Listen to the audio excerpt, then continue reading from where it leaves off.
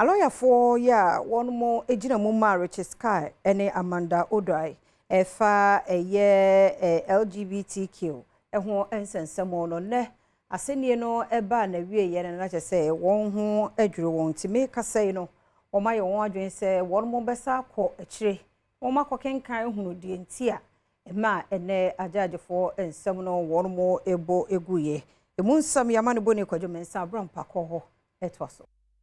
In the Supreme Court course, it's na kwahwe anti-LGBTQ cases na order onanyim no na nda asetina ni mu no Justice Level Johnson na order basunku a wotena asem no do no kan dami ansam na Supreme Court basunku ni na wazu tu gwa na nsam wazi ba no owura the rest card man so na Dr. Amanda Odoi nsam no oboni na gui dey na wazi tu gwa. There's no act that the Supreme Court and the Supreme Court and exercising original litigation to strike down if found to be inconsistent with the Constitution and the basic action. Yewie no yanyi a lawyer for ma owura the sky zin komo no dem nsami na oze to nsantwerefo onanyim. Our rates. But let me also add that we've not as yet seen the results. They are asking us to apply and that it will be available latest by Friday. So for now, we don't have any cogent comments to make until we see the full result from the court. Ono nsiwa Dr. Amanda Odoi ne lawyer so ka dam nsami fa urina Supreme Court ozi aba no ho. An interlocutory application. We were proceeding on procedural grounds, you know, so we still have options. Yes, but as we have said, we will wait to hear to see what is in the judgment. But when you say options, what exactly are you referring to? Well, I mean, we did not go to court on the contents, on the provisions of the bill. We were proceeding on Article 108, that this is a private member's bill, and based on that, certain procedures needed to be followed. So we want to see what the judgment is and what the arguments have been made concerning what we raised. Kojo mensa abrampa na manzebo. I was answering we no lead sponsor ma human and sexual rights and family value law Samuel Nate George said the Supreme Court akano ojiatu. Lead sponsor Emma Human and Sexual Rights and Family Value Bill 2023, Samnate George, Edia Tudja se, Anamoa, court no etu Edia afa LGBTQ, Ehono, o Jide pa se, o Mampeni, Ekufuado, Ebetimi etu Swanamon, o Wamre Bebre, so then in Sabe Shesa Bill no ase. At least another I claim I'll be as yeah, can't know from the beginning. That case I think it settles the matter. I believe about a month ago, Speaker Ekatre the clerk said only submit the bill to the presidency. My name is a clerk here, but 1 year. Then it means this week a clerk on forward the bill. No. Mrashebijeni Owo West. Imano kwesi bejra a ono nso ka ho a wo mo sponsor sa anamuntu a wo mu tu sene bill ni beba mu no enso de nsem se to dwa. Well, here by Friday no we'll go on recess. If the president says well, the councillor says to look at it for 14 days and then refer the case, the issue back to us in Parliament, which Parliament will be considering it. And the 9th Parliament that will have to look at it, which means the bill we pass will expire. And when you say to become the legacy of His Excellency John Dramani Mahama, to bring that bill back to us to work on, we've already worked on it, we just pass it and conclude on it and make it a law. Adom TV Kasiana Uguso Elshaniye Toaso, Senior Programs Officer, Magana Center for Democratic Development, CDD Ghana, Ese Ene Abanwa Yato Yeno, Eni Pensia. Ena na me no so ahwe won kwa enipa duanan ensia ena won so apra na nsantwefo nhye mudi ase ena odin semi etudwa. Senior Programs Officer Our Ghana Center for Democratic Development, CDD Ghana, Nana Kwabena Abrompa, Mensa, Ekasa, Ewon Central for, Enshima, Wamuye fa electoral violence cases, Efa Afi 2020, any Afi 2024, no, what did you just say? Afi we about to a course, no, Enipe Wuyen Ayensia, Emu 46, and a woman so a prayer. That we have Central Awutu Senya, Awutu East, Kaswa, one person died. We don't have the details of the person, so it will be part of the field visit for the validation. Ashanti Offenso, Akuma died 2 people, Jacob Inlaw 34 years, Solomon Bialy 22 years, one of them through stabbing, the other gunshot. Ashanti Ahafano Southwest, I have Mankranso, Desmond Akwasini 33 years through gunshots. Northern Tolong, Nyampala 1, Haruna Saibu 31 years through gunshots. Director Aono and a training so our Electoral Commission, Dr. Sribo Kweku, Aono Subepi, Jumedina Seno, Ekasafa, Enipe Wuye, Ewa Savannah, Offenso North, Ahafo, Ano West, Ewutu Senya East, Kaswa, any the account, Ono so the same say Etuja. Enim Guasema Yena, Sir, Encoach Rajum about to whom. Nana about to unti, Obibipra, Obibu, Eyan Guasema Ghana, dear Bruno, Yatua by we come on 9 times. As I didn't also be prayer. I didn't be worth fight lesson. And Gasca Mayina. It is me feel saying, papa. Until need to be CBM. Ena, you doom say, that the man a yajuma. Yen, animal young in the forest. Now, I walk as from a minkatua. Into Chawajunam Semincha Margina. And you say, Bibia, a mamma about to be a prayer. And I say, until young family and Yajuma. Bekwai, Marche Bejani. And our first Speaker of Parliament, Joseph Osei Joai, Senator to Jachimo say, Rashabeja for Fry, a power of your Bessie Mononka, a beya leadership, our own Jim, a man PP Amadoko, no one Koswama, Wuni Juma. Mrashabejani or Bekwai, Joseph Osei any Adom News in Central for Train Common, Mrashabejum, or the to just say. Wow, watch the Parliamentary, maybe I'll be the other and say, here are achievements of us. Sorry, so we didn't know Kasa, who said, the name there, a corner chiba name. Now, no so out to the Biana go who the lawyer need because why yet you want to change 75 Sisia Ejina Hay. Be any bar or most you know, I can't. The autism is here at the market. Or signed in Semfu for say Etuja. In Parliament, longevity in services. And Nema Junimudia, Emma Fenamaki no Antwaso. Sabria, you win so. Ya Poroswa, Ibenya, and the Okuno, and the Okunoba. Decision be anywhere you between influencing. The Adom don't person be a Ghana from Mutumi, Omunya. Nanso. I was saying the Pessia candidate, was said to be candidate of Yaha. Edia concern for Fromo, Nene University of Media, Arts and Communication, Yetranity say Unimac, and a Professor Erikopoku Mensa, Aya Pauno, say on Vice Chancellor for Frono, one more than a day. Nanumono, Professor Mensa, Ekasan watching for Sotia, war AI no emo, Tichu, and a 1 year media, Arts and Communication, Adom Cassie, Etosi.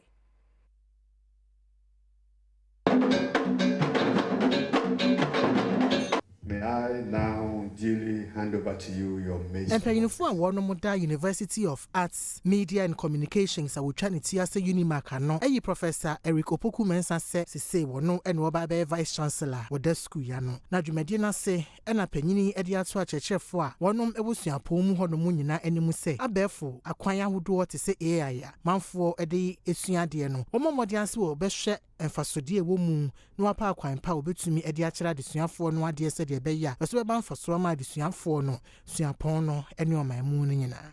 It is thus with a deep sense of humility and gratitude that I stand here today before God and man as your invested Vice Chancellor of no less an institution than the unique University of Media, Arts and Communication, UNIMAC. We are unique, not because we are extraordinary, but because our story, experiences that we have gone through to be merged as one university with constituent institutes make us a rare case study for impactful research outputs. Indeed, it is grace that has brought me this far to be synchronizing our curriculum in media, arts, and communication with 21st century skills, which encompass artificial intelligence, In the ever-evolving landscape of higher education, artificial intelligence is gaining eminence.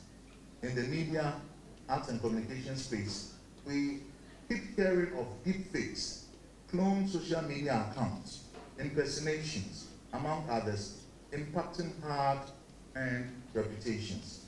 We must embrace the transformative power of AI to teach our students, use AI for good, and guide them to use AI to deliver relevant information that promotes, protects, and builds rather than destroy. And I dare all my faculty members to start the discourse on AI, interrogate it, and strategize how best to incorporate it into our curriculum. Ghana mampani na na dodanko akufuado na enei woka nsaba defa UPSC eho wo study omo kowanim ewo ngomasua emu no nei wonma power Twin Tower lecture block eho entoma ena obo management ne adwumayefo ni nyina abaso ewo mpempenso a UPSC free ene bia abedri Omampani akufuado ekodani di Twin Tower lecture block ewo University of Professional Studies UPSC odi to just say sukuna bone homoden pa sebano emebunu ne woma tetia omo bo homoden pa. Let me extend my heartfelt gratitude to the Vice Chancellor and the Chairperson and members of the Governing Council of APSA for their warm invitation. It is a pleasure to witness firsthand the remarkable progress being made at this institution, which continues to redefine professional education in Ghana. Ladies and gentlemen, this institution, the University of Professional Studies Accra APSA, is a shining example of the transformative power of education and vision. Wasan edi to just say edabano akomaso sebana disua enwon sema. Education remains at the heart of our national development agenda. It is the great equalizer, the surest pathway to breaking the cycle of poverty and reducing inequality. Over the past 8 years, my government has prioritized free secondary high school education, ensuring that every Ghanaian child, regardless of background, has access to quality education.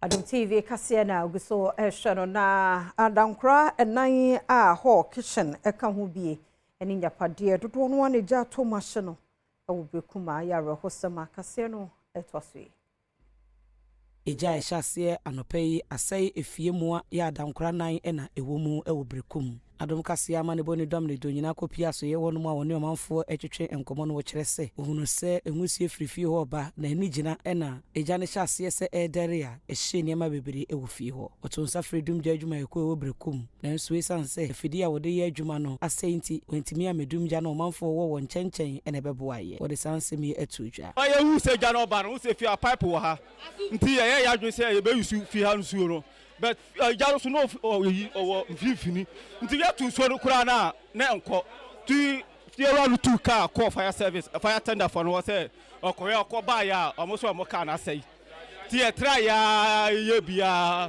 nti na madu bebre ba kumienu die ti yi free ya bet ya ntimi anya nti jare de in fact you are living in country awahu donya enye enwachi odi adesreto aban enim sebese mfie mienu nie ena brekum fire tender asai esenti omeye wo momo asebeye a eja eto baabi a wobetimi aso ano ani ji adane na reho bi onya birewe eya reho sempa se brekum kuro kakraka we na fire service ka ya ba kwa ni so kura ensa ni nya adwuma wa wo hwe bia japade enti sei na hye sa mrewe ya eya reho sem ya sra ampi na wa ba ne se ommoye na brekum yani abiri na dadua we pa reho se kesi asi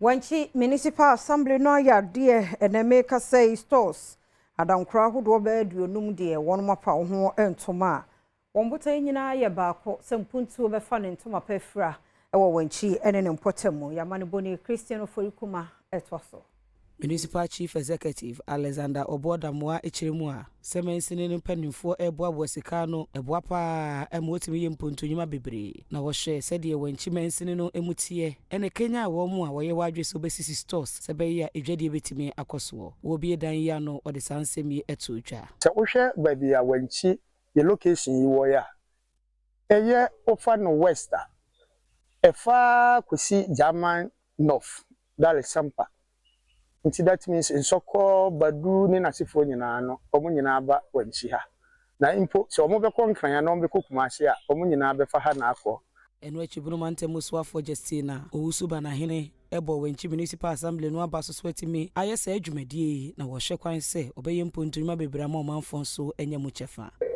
abua awe nipa asetemu ye tonu ye to abua ama onipa utimi ni konkan ye bua na ya to abua ama development e farm ma pa efra ya bua ama ya to na ya to abua ma onipa oho hawo kase de edu so no ye hwesa de apomden mu nsam no etie na ene pani a wono ne da pediatric sickle cell clinic ano wo 37 military hospital ye Dr. Emmanuel Pabi Abekwe ene wo kasa se nkwada 100 bia ye wo mumienu e wo sickle cell disease no ana yare ni benti no ho behia se won eboaboa wo ho pese wo wa no eso obi ehunu de ne de etie ansa no wo na hia kase no etwaso Opanyina oda pediatric sickle cell clinic ano ewo 37 military hospital Dr. Emmanuel Pabi Abekwe edi ato adom kase enim se emofra wo mo no woyi mu ho ha edisi ho no mu a anye kra ne mu beye mienu de sickle cell ya de no ya na won mu ewo bi eno nti oda foto e maga na ma na mema sese ba na se opese oware a eya wo mu nkwaya sabia enkohwe sede omabo moden sem ne sifate sede be ya wonkwo ema wo ma no enya sayade ebi ihwehemu ehu se Ghana ha no se wo fa mofra aya wo mofro be oha emu mienu e wo sickle cell disease na mpre bebe no so no ye ntumi empicking up entem chese mo hya se enya problems ana mo nya complications ansana ye hu so mo sickle cell disease ehia se ye nya be check ye sickle cell status ni ehu se ampa ye wo saa yare ne bi etete ye mogya ne mu ana se ebi hye ase ho ana se bi ni ho se de be ya ye nkwala omo bi na nye edroto ana se nye bibia na edeba Enochi special guest of honor Major General Matthew Esian and so we chere mu ese e ba na sickle cell ho nkyerechera e wo fompa yi e wo mai emu ne senti e ho ya se nkyerechera ne betumi akosoro. We must empower patients, families and communities with knowledge about the disease, its management and the importance of early diagnosis. By fostering an informed community, we can dismantle stigma and promote a greater understanding of the disease.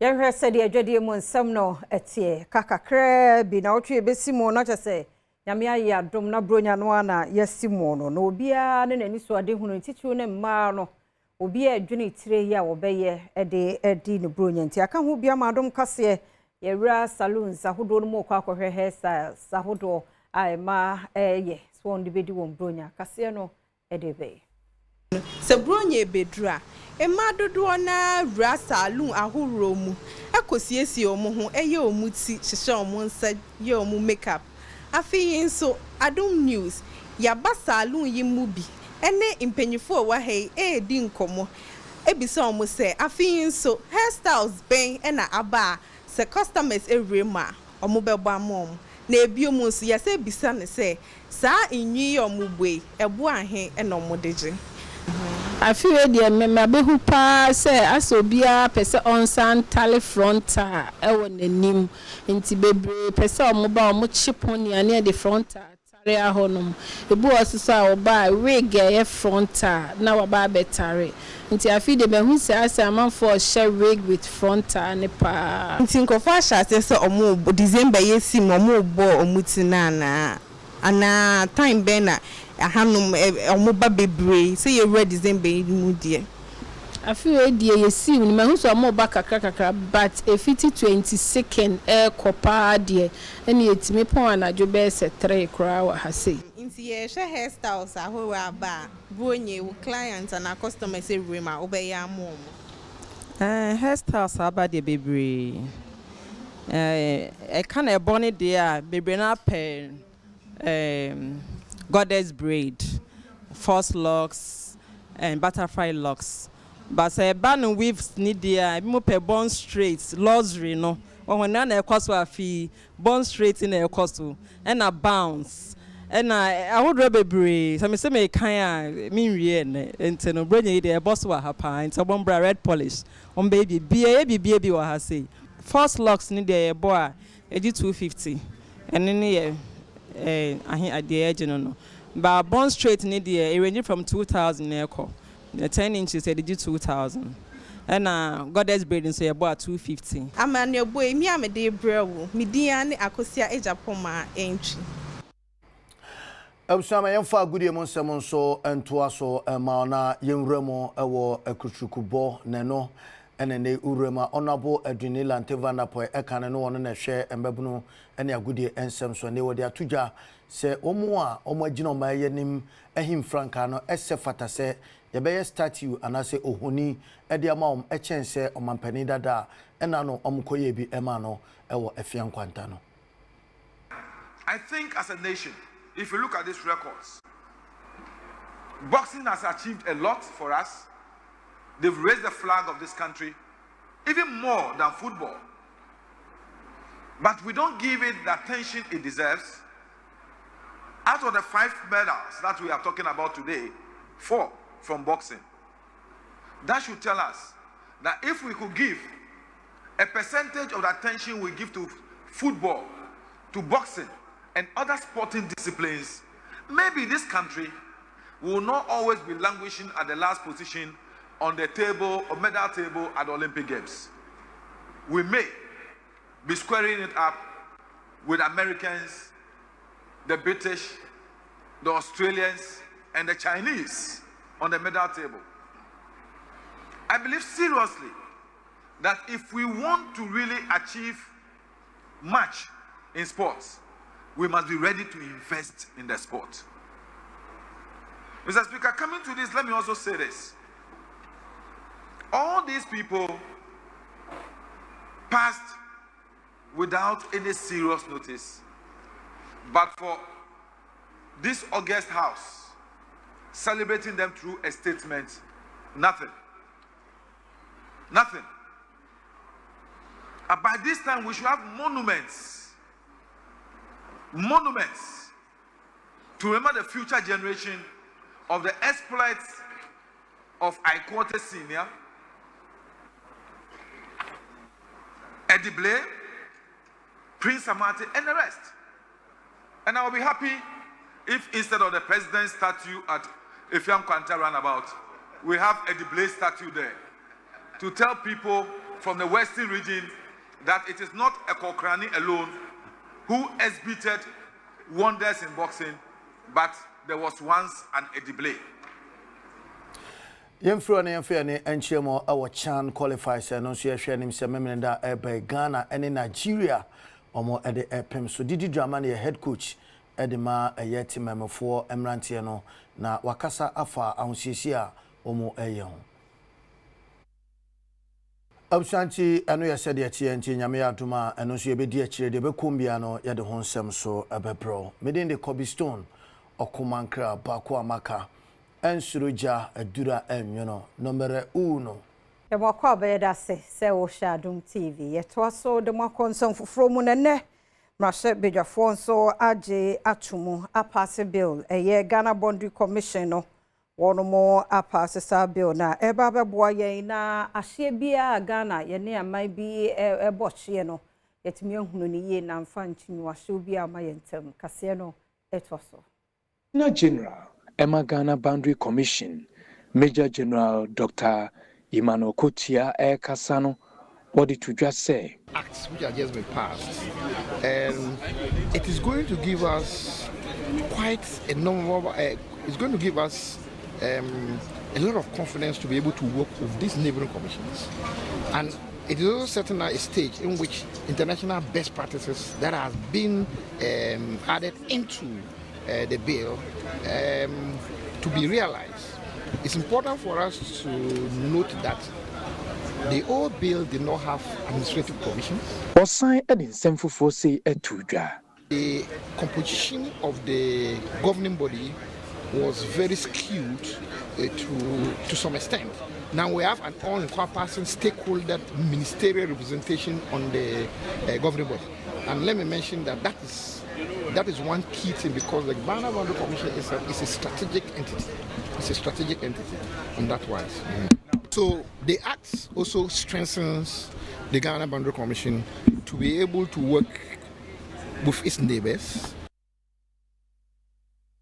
Anka ya ni je de na nso eno nya ni je sa afisa Mary na amanua dodo dodo na anim no na amanua eba enkran nwom a wodimu akotene pa ene wato no no mo ensie do nya mfie duoso enum kase no edeba Mary na amanua dodo ni padodo na efene se na dodo oye dwomtuni kese ba akopa ewo my Ghana emu na sore hosemu abetudwa echiremu a December bosomeda na etoso donsia afimpinu na aduonu nan mu ena oda ne benkom eso ye mfia wede no eye duoso enum 75 years ewraya ye ka no ho asem yi no ye dwomtuni sanso ena no wotworo dwom ye mfia bebre ne die adwuma hodo na wode ebe a man emu mafo no medidi asa eji won mani ya na nyoma wota eto no ewon kran kasemu imre bia etwemu ulome ebanda ewo man Ghana emu enkankan kramanta na emu no na woka ho ebi ya no na edi ne mu a abre bia no wotojom na won mu eka ho no achiso